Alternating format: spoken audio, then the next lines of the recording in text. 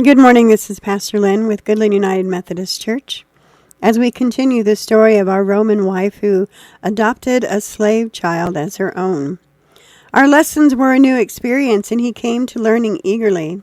He lingered after the lesson. I think he sensed my feelings, though I was careful to keep everything proper. An affection was building between us that was like a blooming flower in a garden that had never known such color and fragrance.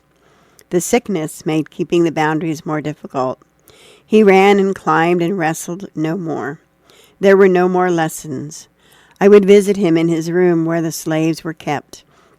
I always do when one of them is sick, bringing medicine and food. But I came again after a short time, and then I stayed.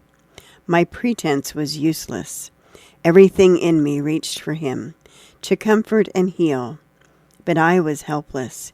It seemed to be the fever many of the natives get, and sometimes even we Romans. We used all the normal treatments, but after 2 days his head hurt, and he was unable to move. All he could do was cry out, and all I could do was watch and feel a part of me breaking apart and bleeding. The bond between us was obvious. He cried out for me, and I cried for us both. My husband came and sat with me, dusty from his latest patrol.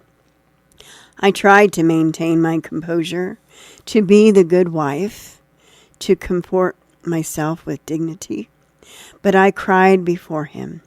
My duty to him and to Rome was less important or powerful than the need and the pain of this paralyzed slave who lay before me. He reached out and took my hand. I still wonder at him. The commander, the warrior, the man of dignity, the Roman. He reached out and took my hand. He bent his head and spoke to me of a native holy man that was in the area. He told me this holy man had a reputation for being able to heal all kinds of sickness.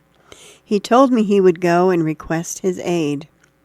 I sat there with tears of wounded hope on my face, trying to understand how he could bring himself to do this.